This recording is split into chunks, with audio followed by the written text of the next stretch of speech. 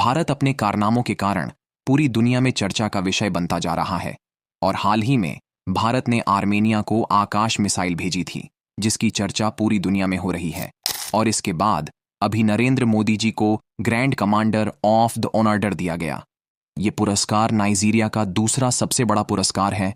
अब तक सिर्फ क्वीन एलिजाबेथ को ही इस पुरस्कार से सम्मानित किया गया है।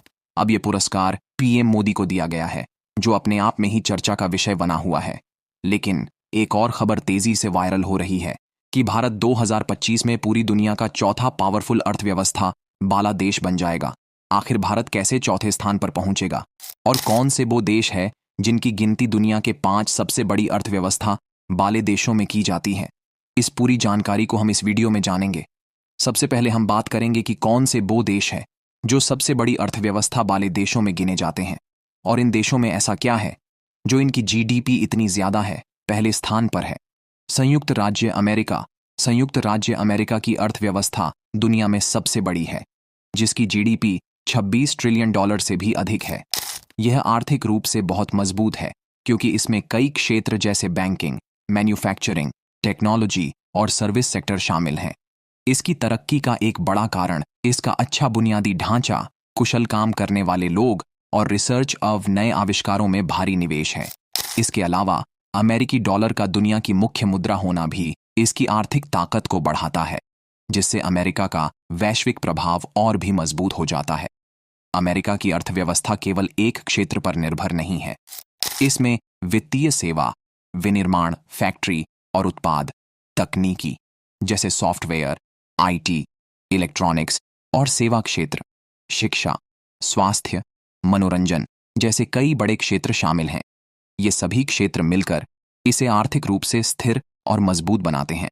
अमेरिका में सड़क, बिजली, इंटरनेट, बंदरगाह और हवाई अड्डे जैसे बुनियादी ढांचे बहुत विकसित हैं। इस तरह का उन्नत बुनियादी ढांचा व्यापार और उद्योग के विकास के लिए सहायक होता है। दूसरे स्थान पर चीन।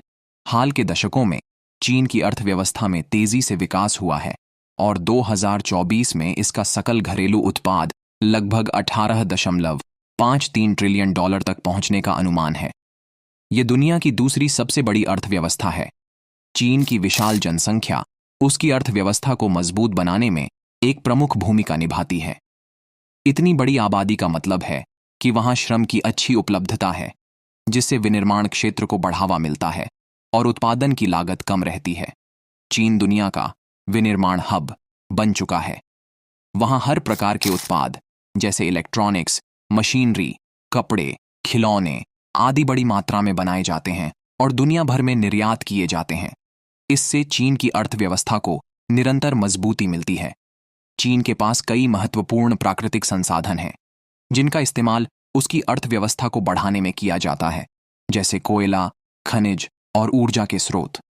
इन संसाधनों की वजह से वह अपने विनिर्माण कार्यों में आत्मनिर्भर भी है। जर्मनी 4.4 ट्रिलियन डॉलर की जीडीपी के साथ 2024 में दुनिया की तीसरी सबसे बड़ी अर्थव्यवस्था बनकर उभरा है। इसका मजबूत विनिर्माण क्षेत्र, विशेषकर ऑटोमोबाइल और इंजीनियरिंग के क्षेत्र में, इसकी आर्थिक शक्ति का मुख्य स्तंभ है। जर्मनी की कंपनियां उच्च गुणवत्ता वाले वाहनों, मशीनों और रसायनों के उत्पादन में अग्रणी हैं। इन उत्पादों की वैश्विक मांग के चलते जर्मनी अंतर्राष्ट्रीय व्यापार में एक महत्वपूर्ण भूमिका निभाता है। इसके नवाचार और तकनीकी कौशल की बदौलत जर्मनी की अर्थव्यवस्था न केवल स्थिरता प्राप्त करती है, बल्कि वह निर्यात के जरिए अपनी अंतर्राष्ट्रीय प्रतिष्ठा को भी बनाए रखता है। जर्मनी की अर्थव्यवस्था यूरोप में सबसे बड़ी है और इसे यूरोप का आर्थिक इंजन भी कहा जाता है। इसके विकास का प्रमुख आधार इसका उन्नत विनिर्माण क्षेत्र है, जो दुनिया भर में अपनी गुणवत्ता और तकनीकी विशेषज्ञता के लिए जाना जाता है। जर्मनी का ऑटोमोबाइल उद्योग दुनिया में सबसे उन्नत है। इस देश में BMW, मर्सिडीज बेंज, ऑडी और वॉक्सवैगन जैसी कंपनियां हैं, जो दुनिया भर में प्रीमियम और विश्वसनीय कारों के लिए प्रसिद्ध हैं। यह क्षेत्र देश की अर्थव्यवस्था का एक बड़ा हिस्सा है और रोजगार के लाखों अवसर प्रदान करता है। जर्मनी का इंजीनियरिंग और मशीनरी उद्योग भी विश्व स्तर पर अत्यधिक सम्मानित है। यहाँ की मशीनें और उपकरण उच्च गुणवत्ता वाले माने जाते हैं, जिनका उपयोग विनिर्माण, निर्माण और विभिन्न औद्योगिक कार्यों में किया जाता है। इसके निर्यात में भी इस क्षेत्र की प्रमुख भूमिका है। जापान चौथी सबसे बड़ी, सबसे विकसित और सबसे तकनीकी रूप से उन्नत अर्थव्यवस्था है, जिसकी जीडीपी 2024 में 4.11 ट्रिलियन डॉलर है। प्रौद्योगिकी और नवाचार पर मजबूत ध्यान देने के साथ यह ऑटोमोटिव, इलेक्ट्रॉनिक्स और रोबोटिक्स जैसे उच्च तकनीक उद्योगों में अग्रणी है, जिसमें एक मजबूत विनिर्माण आधार है। वृद्ध कार्यबल के बावजूद जापान अत्यधिक विकसित बुनियादी ढांचे और अनुसंधान और विकास में महत्वपूर्ण निवेश के माध्यम से आर्थिक विकास को आगे बढ़ा रहा है। जापान तकनीकी नवाचार के मामले में विश्व में अग्रणी है। इसमें रोबोटिक्स, इलेक्ट्रॉनिक्स और ऑटोमोटिव उद्योग जैसे उच्च तकनीक वाले क्षेत्र शामिल हैं। सोनी, पैनासोनिक, टोयोटा और होंडा जैसी कंपनियां वैश्विक स्तर पर अपने उत्पादों की गुणवत्ता और उन्नत तकनीक के लिए प्रसिद्ध हैं। जापान का ऑटोमोटिव उद्योग इसकी अर्थव्यवस्था की रीढ़ है। टोयोटा, निसान और होंडा जैसे ब्रांड अपनी उच्च गुणवत्ता और विश्वसनीयता के कारण वैश्विक बाजारों में अग्रणी हैं। यह उद्योग न केवल देश के आर्थिक विकास में योगदान करता है, बल्कि रोजगार के अवसर भी प्रदान करता है।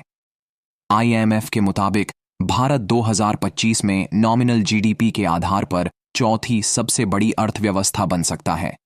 जेफरीज के अनुसार भारत 2027 में 5 ट्रिलियन डॉलर के साथ तीसरी सबसे बड़ी अर्थव्यवस्था बन सकता है।